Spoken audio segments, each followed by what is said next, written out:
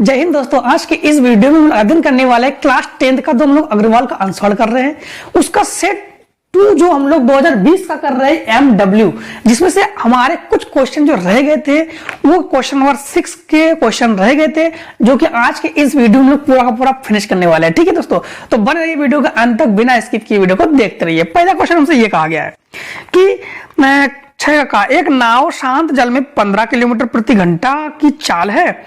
नाव की दिशा में 30 किलोमीटर जाने में और धारा के विपरीत में 30 किलोमीटर वापस लौटने में कुल 4 घंटे 30 मिनट पूर्ण करती है। धारा की चाल ज्ञात कीजिए। सबसे पहले हमसे क्या पूछा गया है? हमसे धारा की चाल पूछा गया है। मान लो तो हम लोग लिखेंगे उत्तर 6 का तो हम लोग लिखेंगे उत्तर 6 का लिखेंगे, ठीक, जिससे समय की बचत होती है।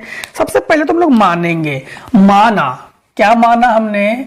माना शांत जल में चाल। शांत जल में चाल हो गया हमारे पास x किलोमीटर प्रति घंटा, ये मान लिया। नहीं, शांत जल में हमसे दिया गया है, शांत जल में हमारे पास दिया गया है तो उसको मानेंगे नहीं। ये हमारे पास दिया गया 15 किलोमीटर प्रति घंटा और हमसे धारा की चाल पूछ रहा है, तो माना धारा की चाल बराबर ये हो जाएगा x किलोमीटर प्रति घंटा। अब इन्होंने कहा है कि धारा की दिशा में 30 किलोमीटर जाने में और 30 किलोमीटर वापस लौटने में कुल समय 4.5 घंटा लग रहा है। इस सवाल को या तो समय या तो दूरी या तो चाल बनाते हैं, तो इसमें कुल समय 4.5 घंटा लग रहा है, तो कुल समय यानी सवाल को समय बनाएंगे। सबसे पहले तो लिखेंगे हम लोग 30 किलोमीटर, लिखेंगे हम लोग 30 किलोमीटर धारा की दिशा में जाने में लगा समय। और दोस्तों समय बराबर फार्मूला क्या होता है? समय बराबर फार्मूला होता है दूरी बटे चाल। अब धारा की दिशा में जा रहे ना, इधर धारा प्रवाहित हो रही है, इधर भी हम लोग जा रहे हैं, तो चाल जुड़ेगी कि घटेगी? तो चाल जुड़ेगी। तो हम लोग जानते हैं कि दोनों चाल को जोड़ेंगे। दूरी तो हमारे पास कितना है? दूरी हमारे पास है 30 बटे समय, दूरी समय बाद दूरी बटे चाल, तो चाल हो जाएगा, तो चाल हमारे पास क्या हो जाएगा? चाल हो जाएगा 15 प्लस x, ठीक। अब 30 किलोमीटर धारा की विपरीत आने में लगा समय, समय बराबर फार्मूला वही दूरी बटे चाल। दूरी हो गया 30, चाल हमारे पास अब विपरीत दिशा में है, विपरीत में चालें घटती है, इसीलिए, ठीक है। अब हम लोग लगाएंगे यहां पर प्रश्नानुसार। प्रश्नानुसार क्यों लगाएंगे? क्योंकि हम लोग जानते हैं, तो प्रश्नानुसार हम लोग सवाल को समय बनाएंगे। और समय यानी ये भी समय यानी कुल समय जानते हो हमारे पास क्या दिया गया है? 4 घंटा 30 मिनट। इसको जब हम लोग समय यानी बदलेंगे तो 4 सही 30 बटे 60, ये हम लोगों ने इसका घंटा में बदल लिया। 30 एकम 30 दूनी 60, यानी 4 सही 1 बटे 2, 4 दूनी 8 और 1 9 बटे 2, ये हो गया टोटल घंटा। अब दोस्तों ये भी समय है और ये भी समय है, तो हम लोग लिखेंगे 30 बटे 15 प्लस x प्लस 30 बटे 15 माइनस x बराबर 9 बटे 2। ऊपर 30 हो गया कॉमन, तो बचा 1 बटे 15 प्लस x और 1 बटे 15 माइनस x बराबर 9 बटे 2। अब हमारे पास इसका इसमें गुणा करेंगे, भिन्न का यही नियम होता है। तो जब गुणा करेंगे तो हमारे पास नीचे हो जाएगा वर्गांतर, क्योंकि एक कोष्ठक में a प्लस बी, एक कोष्ठक में a माइनस बी, तो एक बार 15 का स्क्वायर, एक बार x का स्क्वायर बराबर 9 बटे 2। क्योंकि यहाँ पर दोस्तों हम लोगों ने फार्मूला यूज किया है कि एक कोष्ठक में a प्लस बी और एक कोष्ठक में a माइनस बी, जो कि होता है a square minus b square. तो देखो यहाँ पर वही तो रूप है, इसलिए हम लोगों ने दोनों का लिख दिया स्क्वायर। तो हमारे पास इसको काट दो, 3 त्रिका 9, 3 दशामान 30, ठीक, इसको कैंसिल कर लिया। x से x को हम लोगों ने कैंसिल कर लिया है। अब हमारे पास 15 और 15 हो जाएगा 30, यानी 10 इंटू 30 बटे 15 का वर्ग 225 माइनस x स्क्वायर बराबर 3 बटे 2, ठीक। अब 3 से काटो, 3 एकम 3, 3 दशमलव 30। अब ये पहुंच जाएगा इसके गुणा में, ये पहुंच जाएगा इसके गुणा में, ये 10 100, 100 दूनी 200, तो 200 बराबर 225 माइनस एक्स स्क्वायर। 225 को इधर कर दीजिए 75, तो 200 माइनस 225 बराबर माइनस का एक्स स्क्वायर। ये घट के हो जाएगा दोस्तों माइनस का 25 बराबर माइनस का एक्स स्क्वायर। माइनस से माइनस कैंसिल, इसको हटेगा रूट चढ़ेगा, तो ये किसका मान है? ये 5 का मान है, तो एक्स बराबर हम लोग कहेंगे 5 किलोमीटर प्रति घंटा। ये दोस्तों शांत जल में चाल पूछा गया था, जो कि हमारे पास आंसर है। क्वेश्चन नंबर हम लोग करेंगे 6 का खा। 6 का खा में क्या लिखा गया है? तो लिखेंगे हम लोग उत्तर 6 का खा। उत्तर 6 का खा में हमसे क्या पूछ रहा है? खा में हमसे ये पूछ रहा है कि सड़क के एक ओर स्थित एक मकान, सड़क के दूसरी ओर स्थित एक मीनार, शिखर से छत की आधार का अवनमन कोण 45 अंश और 60 अंश है। यदि मकान की ऊंचाई 10 मीटर है तो मीनार की ऊंचाई ज्ञात कीजिए। इन्होंने कहा कि एक सड़क है, तो ये हो गया हमारे पास एक सड़क। ठीक, इधर थोड़ा इधर से बनाते हैं चित्र को। ये हो गया हमारे पास एक सड़क। ठीक, ये हो गया हमारे पास मीनार, ये हो गया मीनार, ये हो गया मकान। ठीक है, एक हो गया, यहां हो गया ये मीनार और ये हो गया मकान। मकान की ऊंचाई हमारे पास इन्होंने कहा है 10 मीटर, तो मकान की ऊंचाई हो गया 10 मीटर। इन्होंने ये कहा है सड़क के एक ओर स्थित मकान और सड़क के दूसरी ओर स्थित मीनार के शिखर से, मीनार के शिखर से मकान की छत का आवाज, ये है मीनार, ये मीनार के शिखर से मकान की छत, मीनार के शिखर से मकान की छत का जो अवनमन कोण है वो हमारे पास 45 अंश है, तो ये हमारे पास हो गया 45 अंश। ठीक, इसके बाद इन्होंने ये कहा है कि और आधार के अवनमन कोण 60 अंश है, और यही से दोस्तों एक कोण और ले लिया आधार से, यानी यहां तक, जो कि है हमारे पास 60 अंश। तो ये अवनमन कोण को ऊपर से दिखाते हैं, ये 45 अंश और 60 अंश। ठीक, इसको इस प्रकार से मिला देते हैं। अब नामकरण करते हैं, ये हो गया ए, ये हो गया बी, ये हो गया सी, ये हो गया डी, ये हो गया ई। अब मान लिया मीनार की जो ऊंचाई है, मीनार की ऊंचाई हमने मान लिया h मीटर। ठीक है, यहां से यहां तक 10 मीटर, तो यहां से यहां तक भी 10 मीटर। हमने मान लिया कि AD की दूरी h मीटर मान लिया। ठीक, अब ये नामकरण कर देते हैं, ये हो गया हमारे पास 45 अंश और ये हो गया हमारे पास 60 अंश। अब यहां पर दर्शाओगे तो ये हो गया 45 अंश और ये हो गया 60 अंश। ठीक, BC की दूरी मान लिया x मीटर, अगर ये x मीटर होगा तो यहां से ये भी हमारे पास क्या होगा, x मीटर। अब हम लोग जो क्वेश्चन को सॉल्व करते हैं, सबसे पहले जो क्वेश्चन को सॉल्व करेंगे तो इस प्रकार से करेंगे कि त्रिभुज हम लोग ले लेंगे। कौन सा त्रिभुज? सबसे पहले माना, जो माना वही लिख लेते हैं। माना मीनार की ऊंचाई बराबर हमने मान लिया h मीटर तथा AD बराबर हमने मान लिया स्मॉल h मीटर, और इसके बाद हम लोगों ने BC बराबर मान लिया x मीटर। ठीक है, अब त्रिभुज को हल कीजिए। त्रिभुज AED ले लीजिए, त्रिभुज के लिए लीजिए त्रिभुज AED में, या त्रिभुज ADE कह सकते हो, त्रिभुज ADE में सबसे पहले तो हम लोग लेंगे ADE ले लेंगे, तो क्या हो जाएगा हमारे पास लंब बटे आधार। किसका फार्मूला है? tan का फार्मूला है, तो यह जाएगा tan 45, क्योंकि tan ADE 45 का ही तो है, तो यहां से हो गया लंब बटे आधार। लंब कितना है हमारे पास h बटे ये हो जाएगा x। अब हम लोग tan 45 का मान को जानते हैं, tan 45 का मान 1 बराबर h बटे x। x पहुंच जाएगा इसके गुणा में, तो हो जाएगा x बराबर हमारे पास हो जाएगा h मीटर। ठीक, अब हम लोग कौन सा त्रिभुज ले लेंगे? त्रिभुज ABC, मतलब ACB में त्रिभुज ACB ले लेंगे।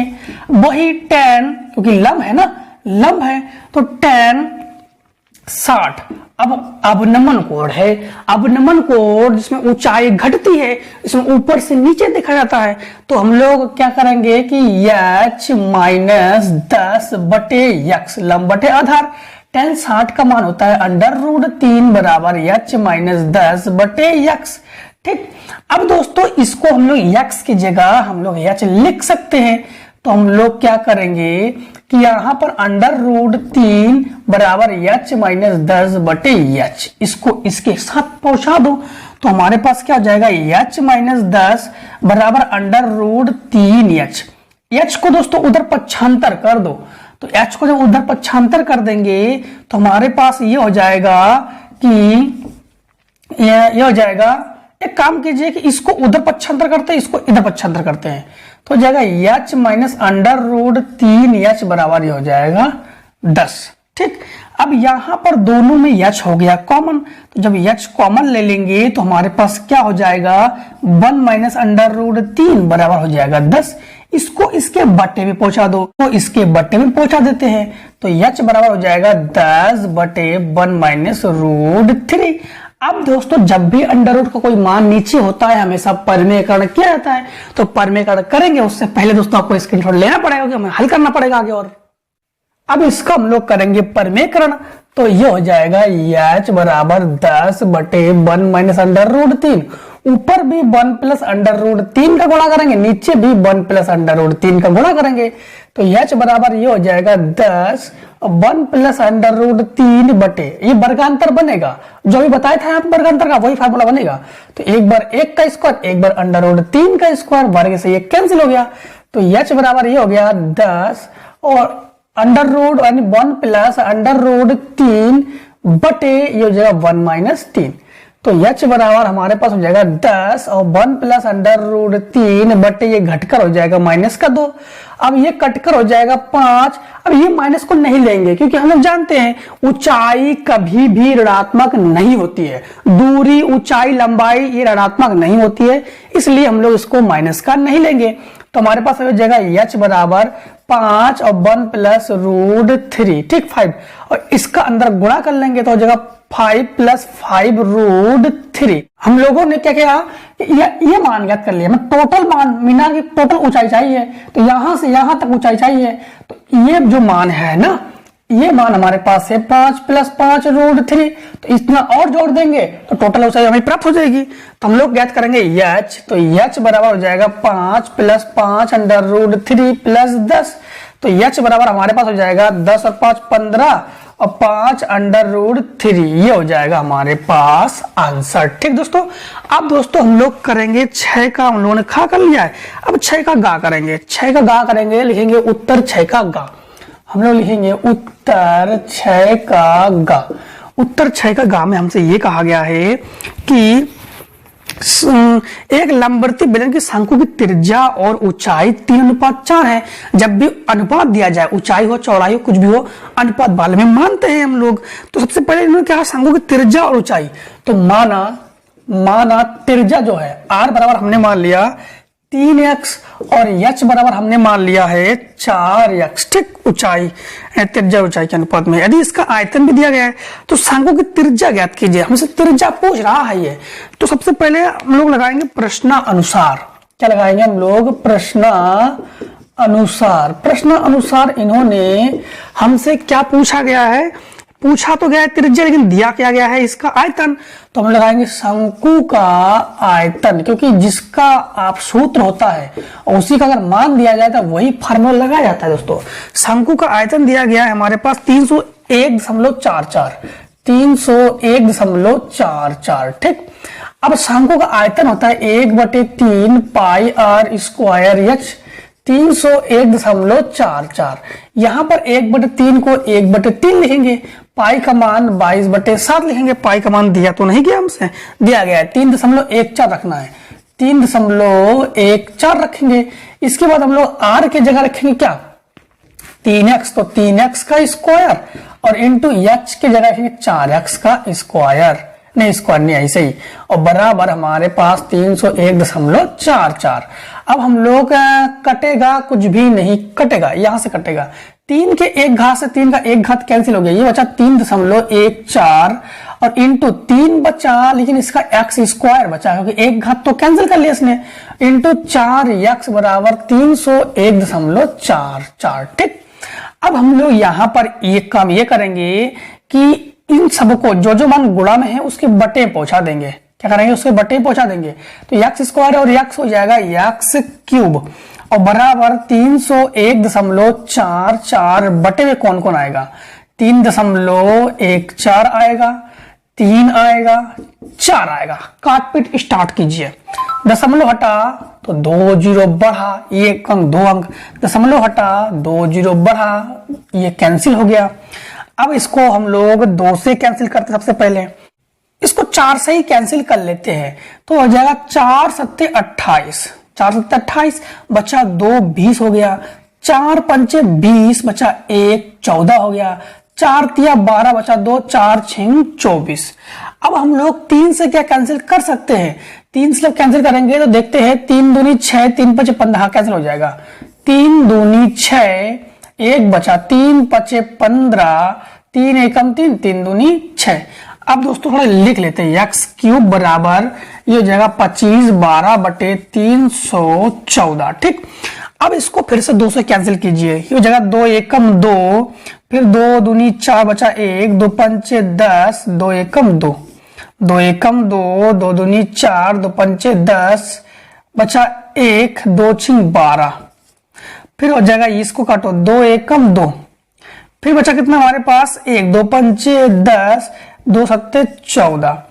अब हमसे ये किससे कटेगा? 157 है, तो 157 को जब इसमें हम लोग काटेंगे तो ये आएगा आपके पास 8। ठीक, तो हम लोग लिखेंगे एक्स क्यूब बराबर हमारे पास हो गया 2 का क्यूब, 8 2 का क्यूब है, क्यूब से क्यूब कैंसिल हो गया, एक्स बराबर 2। हमसे त्रिज्या पूछा गया, त्रिज्या आर बराबर हो जाएगा 3 इंटू 2 अर्थात आर बराबर 3 दूनी 6 सेंटीमीटर।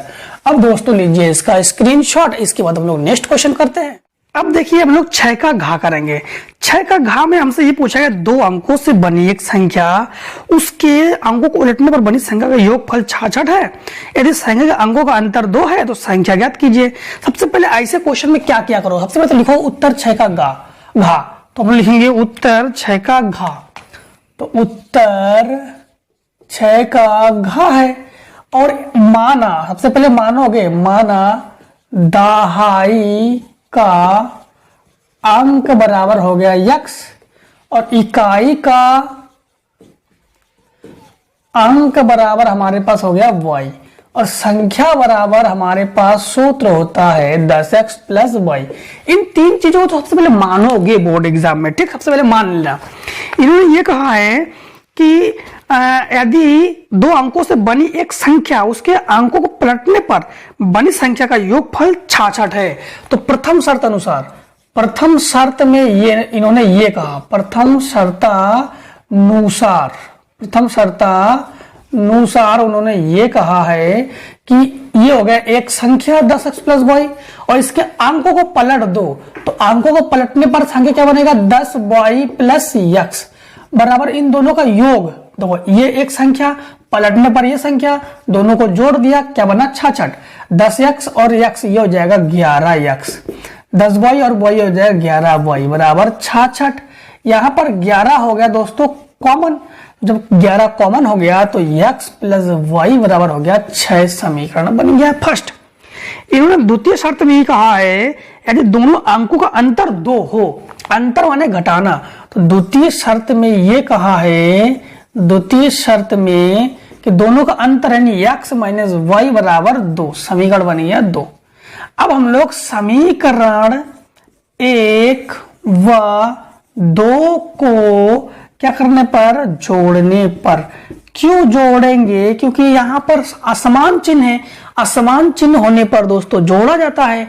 तो समीकरण को लिखेंगे सबसे पहले x प्लस वाई बराबर 6, फिर x माइनस वाई बराबर हो जाएगा 2। ठीक, जब जोड़ेंगे तो ये इससे कैंसिल हो गया, x और x हो गया 2x, तो ये हो जाएगा 2x बराबर 6 और 2 हो जाएगा 8। ठीक, 2 चौको 8, तो x बराबर 4।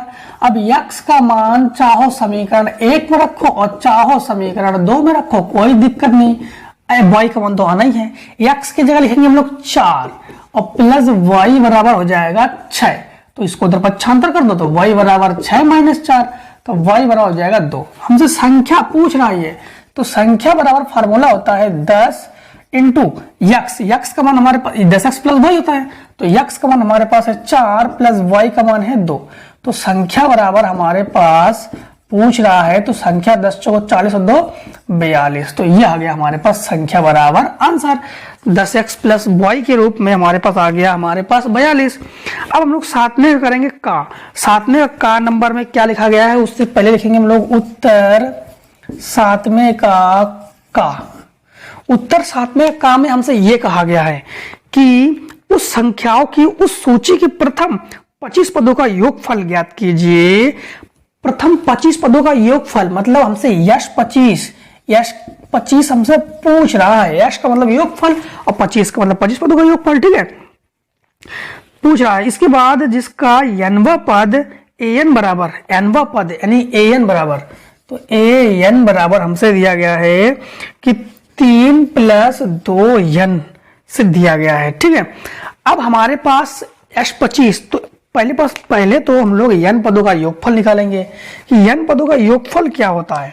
तो आपको बता दे n पदों का योगफल, n पदों का योगफल यश n बराबर फार्मूला होता है हमारे पास दोस्तों कि यहाँ पर होता है n/2 कोष्टक में 2a + n - 1 × d, ठीक। अब यहाँ पर हमारे पास ना ही n तो है, n 25 है, लेकिन हमारे पास यहाँ पर a और d नहीं है, a और d नहीं है। तो a और d मानने के लिए सबसे पहले हम लोग क्या करेंगे कि हमारे पास दिया गया है कि n बराबर 3 + 2n, ठीक। तो n बराबर सबसे पहले 1 रख लो, तो ये हो जाएगा a1 बराबर हो जाएगा आपके पास 3 + 2 × 1। तो a1 बराबर हमारे पास हो जाएगा 3 + 2 अर्थात a1 बराबर हो जाएगा 5, ठीक है। अब हम लोग n बराबर 2 रखेंगे तो हमारे पास हो जाएगा a2 बराबर हो जाएगा 3 + 2 × 2, क्योंकि n की जगह 2 रख दी मैंने। तो a2 बराबर हो जाएगा 3 + 2 दूनी 4, तो a2 बराबर हो जाएगा 7, ठीक।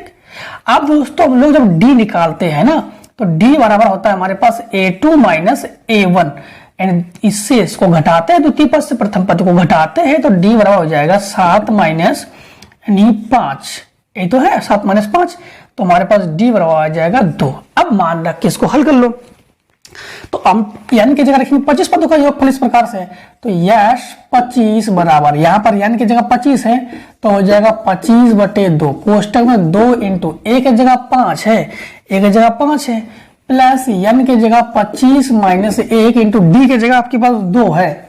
अब इसको हल कीजिए, 2 और 2 हो गया कॉमन, तो यश 25 बराबर 2 × 25/2, अंदर बचा 5 बचा यहाँ पर, ये हमारे पास हो गया घटकर 24, ये 2 से 2 कट गया, तो यश 25 बराबर ये हो जाएगा 25 × 29।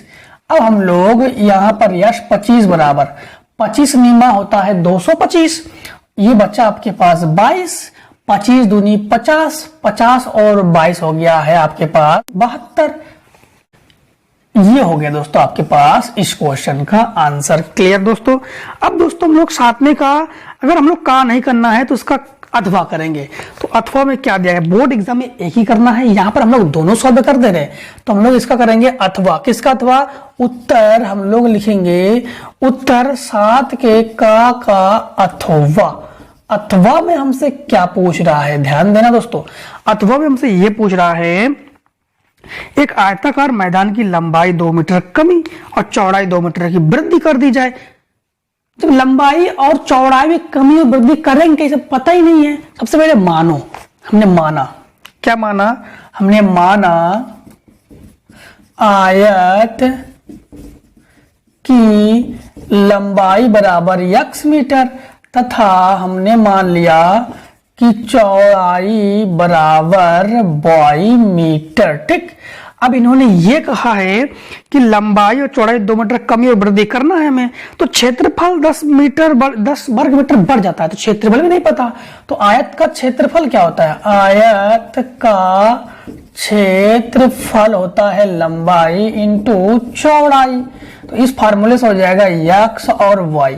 अब प्रथम शर्त के अनुसार ध्यान देना, प्रथम शर्तानुसार हमसे यह कहा गया है कि लंबाई, तो लंबाई मैदान की लंबाई 2 मीटर कमी, तो लंबाई में क्या हो जाएगा, लंबाई हो जाएगा आपके पास x - 2 मीटर, और चौड़ाई में इन्होंने कहा है कि 2 मीटर की वृद्धि, तो 2 मीटर की वृद्धि y प्लस 2 मीटर हो जाएगा। इसके बाद क्षेत्रफल 10 वर्ग मीटर बढ़ जाता है, क्षेत्रफल हो जाएगा आपके पास x y प्लस 10। ठीक, अब दोस्तों इसको हम लोग आगे सॉल्व करेंगे, उससे पहले आप लोग स्क्रीनशॉट लीजिए। तो लंबाई हमारे पास क्या हो गया, यानी आयत का क्षेत्रफल लंबाई इंटू चौड़ाई, तो लंबाई हमारे पास क्या हो गया x माइनस 2 और चौड़ाई हमारे पास हो गया y प्लस 2 बराबर x y प्लस 10। इसका इसमें गुणा करेंगे तो x y, इसका इसमें गुणा करेंगे माइनस का 2y, और इसका पहले हमने इसका इसमें गुणा किया, फिर इसका इसमें गुणा किया, फिर इसका इसमें गुणा करेंगे 2x, इसका इसमें गुणा करेंगे माइनस का 4 बराबर x y plus 10। x y plus का कैंसिल हो जाएगा, 4 को उधर पक्षांतर कर दो तो ये हो जाएगा 2x माइनस 2y बराबर 10 माइनस यानी प्लस 4, तो 2x माइनस 2y बराबर हो जाएगा 14। 2 ले लो कॉमन, तो हमारे पास क्या बचा, ये हमारे पास बचा कि 2 जब हम लोग कॉमन ले लेंगे तो जो कॉमन ले लेंगे तो x माइनस वाई बराबर 7, समीकरण बन गया फर्स्ट। अब हम लोग द्वितीय शर्तानुसार करेंगे। द्वितीय शर्तानुसार में हमसे क्या कहा गया है दोस्तों, ध्यान देना।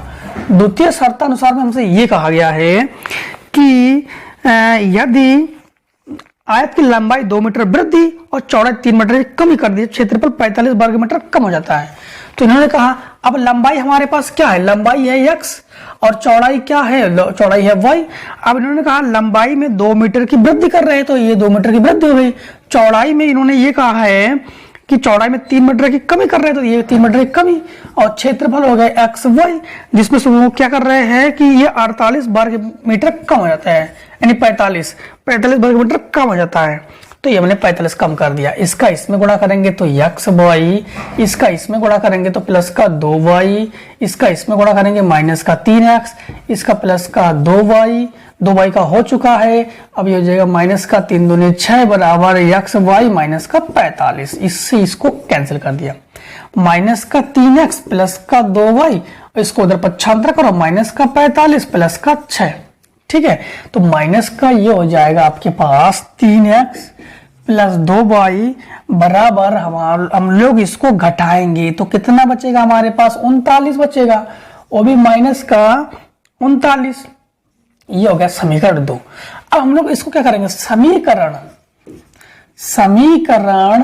1 में 2 का गुणा करके समीकरण 2 से, अब ये प्लस है ये माइनस है ये प्लस है तो घटाएंगे हम लोग, घटाने पर इसमें 2 गुणा करेंगे तो दोस्तों हो जाएगा 2x माइनस 2y बराबर 7 दूनी 14।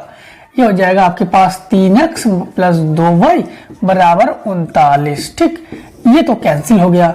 अब दोस्तों यहां पर ये माइनस का x और ये हमारे पास घटेगा तो कितना बचेगा, 9 से 4 गया 5 और यहां बचा 3 से बचा 2 माइनस का, ये हो गया x बराबर हमारे पास 25। ठीक, अब x का मान हम लोग कहां रखेंगे, x का मान हम लोग रखेंगे, चाहो तो समीकरण 1 में रखो, चाहो समीकरण 2 में रख दो। समीकरण 1 में रख देंगे तो हमारे पास क्या आ जाएगा, समीकरण 1 है 7, समीकरण 1 है x plus x minus y बराबर 7, x की जगह 25 माइनस y बराबर हमारे पास हो जाएगा 7। इसको उधर पक्षांतर कर दो, माइनस y बराबर 7 माइनस 25, तो माइनस y बराबर घटकर आ जाएगा आपके पास, यानी 18 आ जाएगा आपके पास, माइनस का माइनस से माइनस कैंसिल, y बराबर हो जाएगा 18। तो ये आपके पास हो गया चौड़ाई, ये क्या हो गया आपके पास, चौड़ाई का आंसर। और ये जो हमारे पास हो गया ये हो गया दोस्तों लंबाई, ये क्या हो गया हमारे पास, लंबाई। तो आयत का लंबाई हो गया 25 मीटर और आयत की चौड़ाई हो गया हमारे पास 18 मीटर। ये हो गया दोस्तों आंसर। अब दोस्तों हम लोग इसी का करेंगे, हम लोगों ने इसका अथवा कर लिया है, साथ में खा करेंगे। तो साथ में खा में लिखेंगे उत्तर साथ में का खा, उत्तर साथ में का खा। साथ में खा में क्या पूछा गया है, 5 सेंटीमीटर 5.5 सेंटीमीटर और 6 सेंटीमीटर भुजाओं वाले एक त्रिभुज की रचना कीजिए। फिर इसके समरूप एक अन्य त्रिभुज की रचना कीजिए जिसकी भुजाएं पहले दी गई संगत भुजाओं की 2/3 गुनी है। सबसे पहले हम लोग रचना में क्या लिखेंगे, रचना में लिखेंगे सर्वप्रथम हम लोगों ने ए बी बराबर, इसको रचना करने से पहले हम लोग एक काम कर रहे हैं कि इतना रेस कर दे। अब ध्यान देना इसमें क्या कहा गया है, सर्वप्रथम 5 सेंटीमीटर, रचना लिखना है आपको, सर्वप्रथम हम लोगों ने ए बी बराबर क्या किया, सर्वप्रथम ए बी बराबर हम लोगों ने 5 सेंटीमीटर का एक रेखा खींचा। ठीक, रचना में लिखना है आपको, रचना में आपको लिखना है इस प्रकार से। रचना नंबर 1, सर्वप्रथम ए बी बराबर हम लोगों ने 5 सेंटीमीटर रेखा खींचा। फिर हम लोगों ने क्या किया कि बी को केंद्र मानकर 5.5 सेंटीमीटर का एक चाप लगाया। ए को केंद्र मानकर हम लोगों ने क्या दिया है 6, तो 6 सेंटीमीटर का एक चाप लगाया। ठीक, रचना नंबर 2 में आपको क्या लिखना है कि ए को केंद्र मानकर 6 सेंटीमीटर का चाप लगाया, बी को केंद्र मानकर 5.5 सेंटीमीटर का एक चाप लगाया। जो बिंदु सी पर प्रतिच्छेद करते यानी काटती है, हम लोगों ने सी को ए तथा बी से मिला दिया। हम लोग लिखेंगे प्रश्न नंबर 3 में सी को ए तथा बी से मिला दिया। जैसा हम बता रहे हैं वैसा ही कापी नोट बनाते चलना तो ही समझ में आएगा। ठीक दोस्तों, ए को सी तथा बी में यानी बी से मिलाया। अब यही अभिष्ट त्रिभुज है, बस त्रिभुज बनाने को कहा था, त्रिभुज बन गया। अब नाम हम लोग यहाँ पर नाम दे देते हैं कि ये 5 सेंटीमीटर का है, ये 5.5 सेंटीमीटर का है और ये 6 सेंटीमीटर का है। ठीक, ये हमने नाम दे दिया, यही अभिष्ट त्रिभुज है। इसके बाद फिर समरूप त्रिभुज की रचना कीजिए जो जिसकी भुजाएं संगत त्रिभुज की 2/3 गुनी है। फिर हम लोगों ने क्या किया कि एक AX किरण खींची, जिसको हम लोगों ने क्या दिया, हमारे पास 2/3 मतलब कितने बराबर भागों में बांटा, 3 बराबर। इसे फिर लिखा, रचना नंबर लिखना है चौथा, AX किरण खींचा। फिर पांचवें नंबर में लिखना है AX किरण को 3 बराबर भागों में बांटा, जो कि इस प्रकार है। किस प्रकार से है, A1, इसके बाद A2, इसके बाद A3, जो इस प्रकार है। किस प्रकार से है, आपको लिखना है कि A1 बराबर A1 A2 बराबर A2 A3, इस प्रकार से लिखना है, जो कि इस प्रकार से है। ठीक, अब हम लोगों ने क्या किया कि हम लोगों ने A2 को, रचना नंबर अगला लिखना है, हम लोगों ने A2 को, अगर आप वो अपना काउंटिंग के हिसाब से लिख लेना, कोई दिक्कत नहीं। ठीक, काउंटिंग अगर कम ज्यादा हो रहा है कोई दिक्कत नहीं। A2 को B से मिलाया, A2 को हम लोगों ने किस से मिलाया, B से मिलाया। इसके बाद यहां पर अगला रचना लिखना है आपको कि B को B डैश तथा C को C डैश तक बढ़ाया। इसको लिखना है, B को B डैश तथा C को C डैश तक बढ़ाया। फिर अगला रचना आपको लिखना है, अगला रचना आपको ये लिखना है कि A3 को B डैश से मिलाया, जो A2 B के समांतर है। B डैश को C डैश से मिलाया, जो कि BC के समांतर है। ठीक, और यही आपके पास जो रचना की बात हुई थी वही रचना है, यही अभिष्ट रचना के पद है। ठीक, यही अभिष्ट रचना के पद है। अगर इसको नहीं करना है आपको तो आप लिखोगे उसका अथवा, आप लिखोगे उत्तर 7 का खा का अथवा, अगर इसको नहीं करना है। ठीक, अथवा में हमसे ये कहा गया है 5 सेंटीमीटर त्रिज्या का एक वृत्त पर ऐसी 2 स्पर्श रेखाएं खींचिए जो परस्पर 60 अंश के कोण पर झुकी हो। देखिए हम लोग इसमें कहा गया है 5 सेंटीमीटर त्रिज्या के वृत्त की ऐसी 2 स्पर्श रेखा खींचना है। तो सबसे पहले हम लोग क्या करेंगे, सर्वप्रथम रचना, ध्यान देना कि रचना नंबर आपको कितना करना है, रचना ही डाल लेना है। सर्वप्रथम O को केंद्र मानकर यहां से बनाते हैं। ठीक है, यहां से थोड़ा इधर से बना देते हैं हम लोग। लेकिन सर्वप्रथम O को केंद्र मानकर 5 सेंटीमीटर त्रिज्या का एक हमने वृत्त बनाया। O केंद्र मानकर 5 सेंटीमीटर त्रिज्या का एक वृत्त बनाया।